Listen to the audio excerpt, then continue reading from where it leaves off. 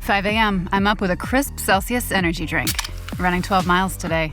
Grab a green juice, quick change, and head to work. Meetings, workshops. One more Celsius, no slowing down. Working late, but obviously still meeting the girls for a little dancing. Celsius. Live, fit, go. Grab a cold, refreshing Celsius at your local retailer or locate now at Celsius.com.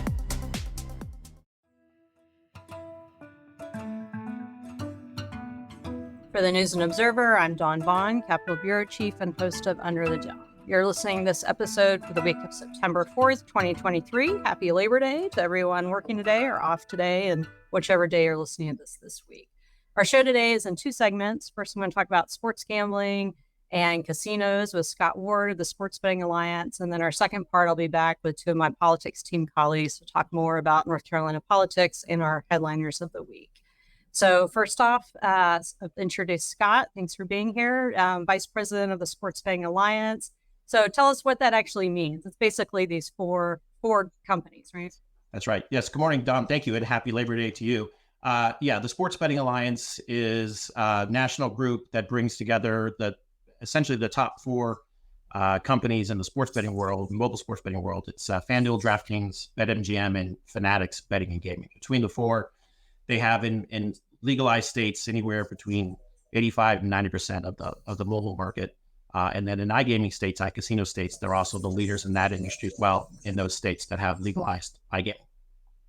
So North Carolina passed, I feel like it lasted over a year, 2 years before sports betting was legalized here or will, eventually be implemented for that. But the conversation has probably been going on much longer. How long have you been involved? How long have these companies been wanting to get into North Carolina? Well, so, it goes back to 2018 when the U.S. Supreme Court essentially said that states were in charge of legalization of sports betting. We started those conversations probably in 2019 in North Carolina. We've had a bill for the last couple of sessions and some ups and downs in that process, but the bill eventually passed this year in June. And so we're looking forward to legalization, hopefully by the Super Bowl, but sometime, early next spring. I think when the final bill was that, it needed to be within a year, and it's basically just getting all the logistics in place. And so our neighboring state, immediately to North Virginia is a little bit ahead of us. I had written a story with some of my other colleagues about what's it look like in Virginia compared to South Carolina, compared to other states, and is a factor in how the states will decide to do this. Is competition part of it? Or are they kind of testing out to see how things are going in Virginia with both betting and casinos, and then South Carolina might be watching us since they, have had the bills in committee, but no movement there. Absolutely. State competition is part of it. Competition with the illegal market is frankly the bigger issue for us. In the world of the internet, sports betting is around us. You can do it now in North Carolina. You could do it 2 years ago in North Carolina illegally. You can drive across the border to Virginia and do it legally. And so border to border competition is part of it. There are certainly probably quite a few North Carolinians who are driving to Virginia to bet legally on sports. There's more that are probably betting illegally on their phones with offshore apps, many of them not even realizing that it's illegal. And so, to us, when we talk about it to legislatures in Virginia, North Carolina, and other states, it's that competition with the illegal market that's most important, to bring those folks out of that market, provide them consumer protections, tax it, provide some benefit to the state, and get it up and running in a legal way. One thing I noticed with, Republican Representative Jason Sain of Lincolnton, he was, led the sports betting, was pretty much the main person out front here. And he always said this is already happening. So as far, so you could make, potential tax money off of it. But one thing I noticed with the debate in both the House and Senate and Republicans and Democrats is it was probably the most bipartisan issue over the past few years that everyone is either for and against. And they're very, obviously, you're, because of who you work for, you're in support of it. And there are Republicans that were, like Sain and others saying this is going on. We need to, you can't stop it. And then also Democratic Governor Roy Cooper is like, this is already happening.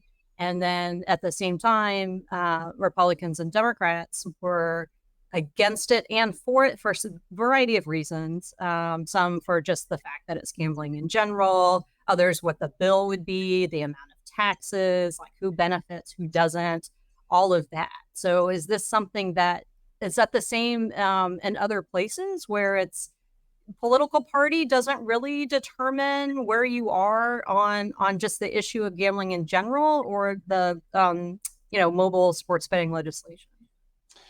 It has been. In North Carolina, you mentioned Representative Sain. We were very happy to have his support. Representative Hawkins on the Democratic side worked with Representative Sain.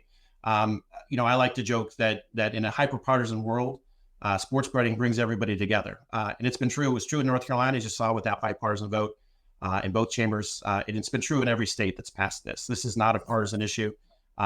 Republicans who tend to love freedom, provide freedom of choice to consumers for their economic dollar, who just happen to be okay and like gambling, often join with Democrats who also feel the same about those issues and also are looking to provide tax money to issues that they think are important. North Carolina, we were very pleased that sports betting is going to be funding historically Black colleges in North Carolina, and that was something that was important to the Democratic caucus, and so we were happy that occurs. That's different in every state. At the end of the day, we pay the tax revenue into the state, and whoever or wherever the legislature decides to put that money is up to them. And it's sometimes it goes to youth sports. In Colorado, it goes to water. Other times it goes to fund problem gambling efforts, and that's important to us as well. But it's a bipartisan issue in almost every state where this is passed. What is it like? How is it the kind of sports atmosphere in different states? North Carolina, we have professional sports, and partly because, I'm Raleigh centric, I'm thinking just like college sports. Is that a factor in how much business there is, with the northern states where it's much more professional sports heavy than college? Does that change the dynamic as far as people's concerns about it, what they bet on, like how, like the time of year, even that sort of thing? Absolutely. The sports calendar, obviously the NFL is the big one when it comes to sports betting. That's where much of the gambling public likes to put their dollars. But others like baseball and basketball and college sports. North Carolina is going to be a huge college sports state. I don't have to tell you that North Carolinians love college sports, college basketball in particular. And so we do expect a significant market there. It's really important to us, again, going back to that, competing with the illegal market. All of these sports are available to you in the illegal market. And so it's important when you pass a bill, and North Carolina is a great example of this, is a really great bill on this, to allow for robust betting on college sports. That was part of the debate that we heard in the House. It's happening now. It's happening in the illegal market, and North Carolinians want to be able to bet on college sports. And so it's important that they do so in a safe and a reasonable way. When you bring it into the light, when you do it in the legal market, you know what's happening. This is mobile, so we know exactly who's betting on what and when and where. And that's how you find illegal activity. It's happened in a few other states already where we've picked up some things that were not quite right, and we're able to provide that to folks who can prosecute and make sure that it's done the right way. That doesn't happen in the legal market. And so state by state, it's important that you have the ability to bet on all these sports that folks want to. North Carolina was a really good job on that they allowed for betting. It'll be decided on by the lottery commission as a regulator, but they allowed for betting on all of these sports that North Carolinians want to bet on. So let's talk about the other aspect of betting, and that's casinos, either online or in person, and that's potentially part of why the state budget here has taken so long. The last time reporters talked to Senate Leader Berger, he said that it's not something that's holding it up, but it was something that was introducing conversations earlier between the Senate and the House wanting it, and we'll see if that ends up in the final budget that comes out in knock on wood the next week or two, months late into the fiscal year, or it could be run as a separate bill, or it's dead until next session. So what do you see next as far as casinos, online, in person, and where North Carolina is heading legislatively? So, we've heard the same as you have. Obviously, we were super focused on sports betting until June of this year. But when we started to hear that casinos and potentially video lottery terminals were being discussed in the budget, As I mentioned, my clients also offer iCasino or iGaming. And just to be clear what that is, that's the casino product essentially on your phone or online. It's craps, blackjack, roulette, the typical table games, and then slots to be offered on your phone. 7 states have that now. In fact, New Jersey has had it since 2013. So there's a long history there of how that works. And so iGaming and casinos operate in tandem. We've seen in states where it's been legal that they support each other, that they increase the revenue for both products together. And so they work hand in hand.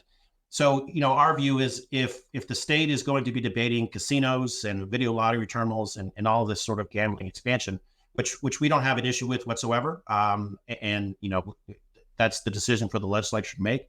But if they're going to do that, they should include iGaming. That's where the consumer is. Consumers are on their phone. They're making financial transactions all the time. They're purchasing things. It's the future of where commerce is. And so we should also include that iCasino product along with casinos and VLTs if they choose to do that. We'll see where that goes. Scott Ward, Vice President of the Sports Betting Alliance. Thanks for joining me today. Appreciate your time. Thanks, Dawn. All right. I'll be right back with my politics colleagues, Kyle Ingram and Korie Dean, to talk more about North Carolina politics. We'll be right back. It's not just something you made. It's the privilege that you get to work with your hands. It's building something that serves a purpose. Proof that you have the grit to keep going.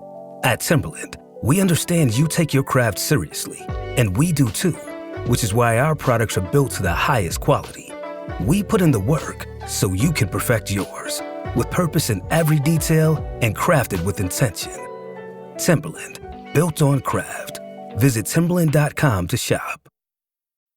This episode is brought to you by White Claw Surge. Great podcast pick, friend. No surprises there. After all, you're all about finding the tastiest flavors out there, just like White Claw Surge. And with big, bold flavors to enjoy, like blood orange, blackberry, cranberry, and more, it's time to go all in on taste. Unleash the flavor.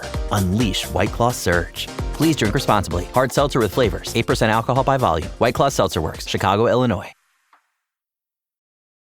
We're back. You're listening to Under the Dome. I'm Capitol Bureau Chief Dawn Vaughan, here for our second segment with 2 of my politics team colleagues, Kyle Ingram, whose name you'll recognize if you receive our daily Under the Dome, our cohort in newsletter form. So you can get the Under the Dome newsletters written almost all the time by Kyle. And also Korie Dean, our higher education reporter. Before we get to a lot of the higher education news that came out this past week, we're going to start with Kyle talking about a different branch of government than a lot of what we usually talk about, the legislature and executive, and that's Anita Earl. So bring us up to speed for people that may have been preoccupied by other news this past week about what had been going on. Yeah, so Anita Earls is one of only 2 Democrats on the North Carolina State Supreme Court. And she recently announced that she was going to be suing this oversight commission that oversees all of the court system. It's called the Judicial Standards Commission, and they handle any complaints against judges. And this commission's been investigating Earls for a few months now, she said, because of comments she made about diversity in the court system. She gave an interview this summer to a legal publication and talked about how there's a lack of diversity among Supreme Court clerks and lawyers who argue before the Supreme Court. She also mentioned that the Supreme Court had canceled implicit bias trainings that had been going on since 2021. So she spoke candidly about all of that and got a letter from the Judicial Standards Commission saying that her comments had violated some of the code of conduct for judges. So part of that code says that judges have to conduct themselves in a way that reinforces confidence in the impartiality and integrity of the court system. They said her comments violated that. So they've been investigating her, and she's been threatened with disciplinary action. So there was a press conference this week in response. So what, about what? Was it just her supporters or? Yeah, so it was the North Carolina Black Alliance and Emancipate NC came together at the legislature and gave a press conference in support of Anita Earls and her lawsuit, which was filed in federal court. They talked about Earls and her legacy on the court. They mentioned that she had actually been floated as a U.S. Supreme Court nominee when Ketanji Brown Jackson was appointed to the court. And they talked a little bit about the politicization of the judicial system, some recent changes under the new GOP majority. They made some big decisions when they came in, reversing a gerrymandering case, reversing voter ID. So they warned about that and just expressed support for Anita Earls. Well, we'll see where that ends up. The other, of course, major news this past week, we don't need to tell any of our listeners, was that at UNC Chapel Hill, Dr. Yen, a physics professor, was killed on campus, and his graduate student has been charged in that murder.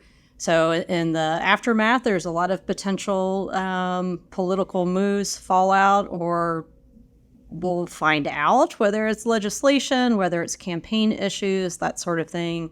Democrats almost, immediately called for new gun laws or changes. There's issue of campus security. There's issues of the fact that the Chapel Hill Carrboro city schools were also closed during this time. So it's a K-12 education issue, a mental health issue, a lot of different things factoring in. So Korie, where are you seeing the conversation potentially going, whether it's something that people want at the state level, at the federal level, just culturally, and where law and politics comes into all of that?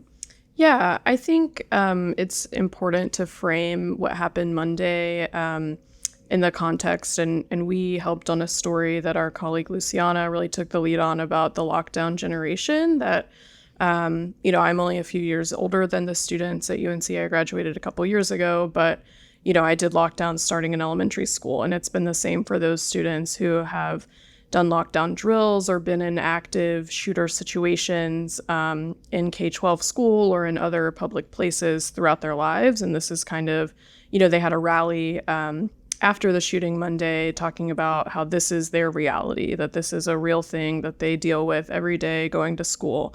So, there was that rally, and, some state representatives there, Greg Meyer and Anderson Clayton, the chair of the state Democratic Party, who, are calling for students to really mobilize around what happened Monday. It isn't necessarily the traditional mass shooting situation that we've seen play out at other, in other parts of the country, but was definitely, I would imagine, still a very traumatic event for students who were on campus and had to lock down and shelter in place for, 3+ hours. So, Greg Meyer called on students to make their voices heard at the legislature when they come back to vote on the budget in a couple weeks, and to, kind of use that momentum that what happened on Monday, sparked within them to call on their legislators to enact various forms of gun control or mental health support. So, you mentioned the story that you and I helped with our colleague Luciana Kinasi about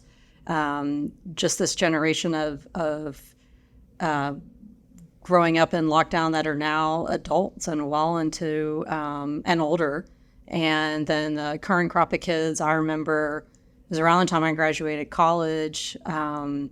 I was at work and watching the Columbine shooting on TV when I was working in a college town. At that point, it was more of concern over high school situations. And then as a parent, and my son was in preschool when Sandy Hook happened. I remember going on the tour for him going into kindergarten, and a parent saying, "Well, I'm going to be the one that asks," and it was about door locks and everything, and that was a decade ago, and it's just a repeat situation where it seems like on college campuses they're at the age now where this has been their entire lives, and are upset and want some sort of just something. There's a lot of where people want to do something, and it seems like every situation is different, whether a change in laws or culture or security or services, and it seems like it's a lot of different things. Yeah, and even university policy, and I think that there's by the time this podcast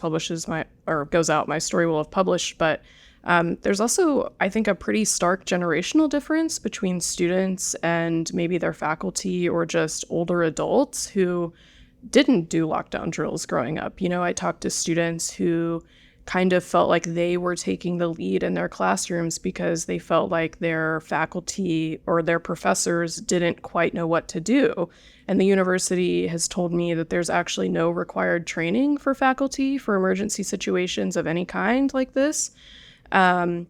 And, I think that there's an opportunity for the university to learn from this and maybe enact some sort of training or, kind of better equip professors and faculty too. I guess a few years ago, maybe we saw with a lot of some workplaces, private, and I guess maybe not as uniform with public workplaces had training. I remember the Durham SWAT team coming in to work and, explaining about run, hide, fight and that sort of thing.